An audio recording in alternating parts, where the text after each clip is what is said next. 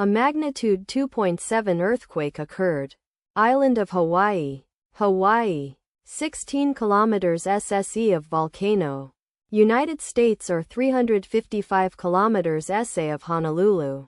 United States. On Sunday, the 27th of July 2025, at 3 hours 54 minutes and 17 seconds local time, the quake had a depth of 0 kilometers and was not felt, or at least not reported so.